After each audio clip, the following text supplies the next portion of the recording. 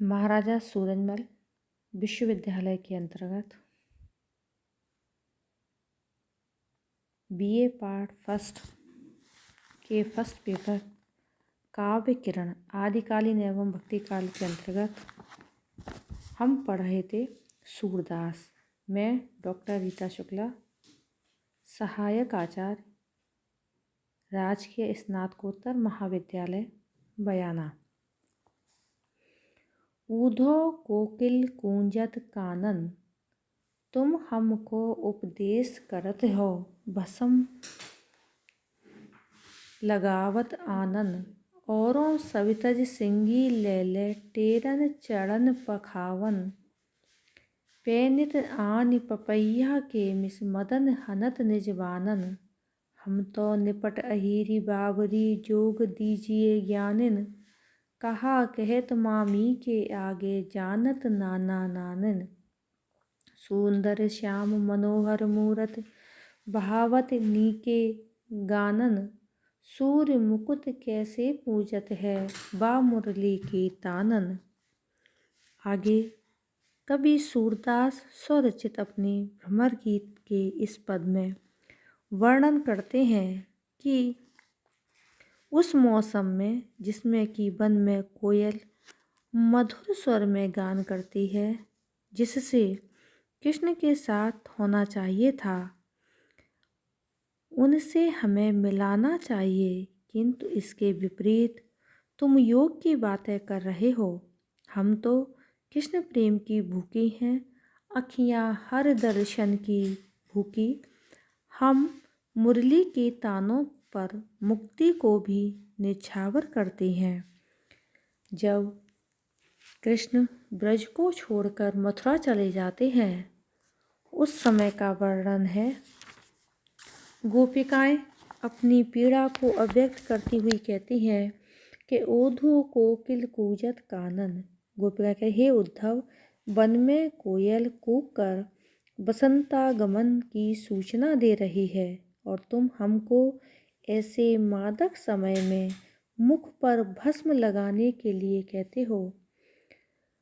चारों तरफ बसंत बहार है, प्रकृति अपने यौवन से परिपूर्ण है और बागों में कोयल गूंज रही है।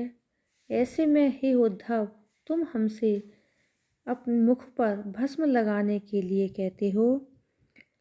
औरों सब तज सिंगी ले टेरन चढ़त पखानन। मयूर अपने मित्रों को लेकर पहाड़ों पर चढ़कर टेर रहे हैं और फिर पपैया कामदेव के बहाने हमारे हृदयों को अपने बाणों से घायल कर रहे हैं। पे नित्य आन पपैया मिस मदन हनत निजवानन।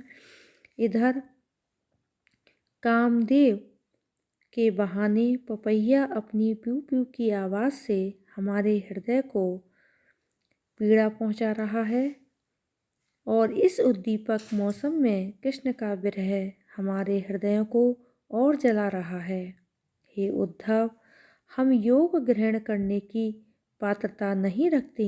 हम तो निपट अहीरी बावरी, योग दीजिए ज्ञानिन।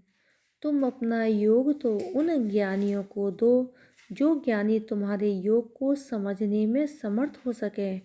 हम तो निपट अहीरी बावरी हैं, हमारे अंदर इतनी बुद्धि नहीं, इतनी क्षमता नहीं है कि हम तुम्हारे योग को अपना सकें।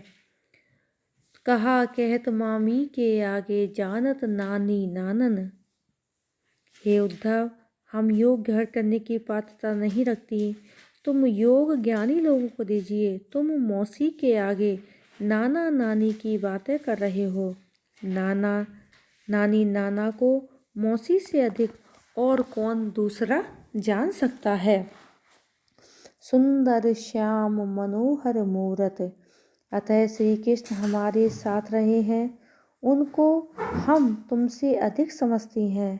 साथ ही जो तुम हमें योग और निर्माण की बातें सिखाने आए हो, उसका परिणाम मुक्ति होता है और हमें मुक्ति मिल जाएगी, लेकिन हम मुक्ति तो चाहती ही नहीं हैं। सुंदर श्याम मनोहर भावत नीके गानन। हम तो कृष्ण के साथ रहना चाहते हैं, उनको हम तुमसे अधिक समझते हैं। तुम्हारा योग तो हमें कृष्ण से दूर करने के लिए है और हम कृष्ण से दूर होना नहीं चाहते। हम निर्वाण की बातें सिखाने आए हो, उसका परिणाम मुक्ति होता है। हमें मुक्ति मिल जाएगी, किंतु हम मुक्त तो होना नहीं चाहते।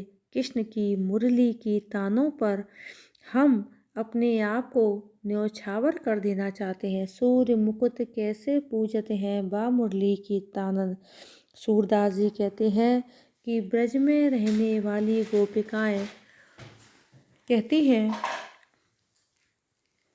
कि हम मुक्त होना नहीं चाहते, हम तो कृष्ण को प्राप्त करना चाहते हैं, उनके साथ रासलीला करना चाहते हैं, उन्हें अपने हाथों से मक्खन खिलाना चाहते हैं। श्रृंगार में कोयल, पपीहा, मयूर आज ये सब उद्दीपनता के प्रतीक हैं, क्योंकि जब गोपिकाएं दुखी हैं तो उन्हें प्रकृति भी दुखी दिखाई देती है, और जब गोपिकाएं सुखी होती हैं तो प्रकृति भी सुखी दिखाई देती है। तो आज प्रकृति में जब बसंत ऋतु छाई हुई है, कोयल पपीहा जब बोलते हैं तो यह इनकी बोली भी, इनकी आवाज़ भी ऐसा लगता है जैसे कि मानो कामदेव ने इनके ऊपर सभी बाणों का प्रहार कर दिया है। गोपिकाएं अपनी पीड़ा को उद्धव के समक्ष प्रस्तुत करना चाहती हैं।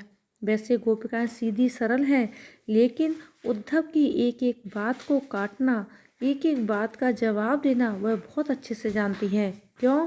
क्योंकि वह ब्रज की गोपिकाएं नहीं बल्कि कृष्ण की गोपिकाएं हैं।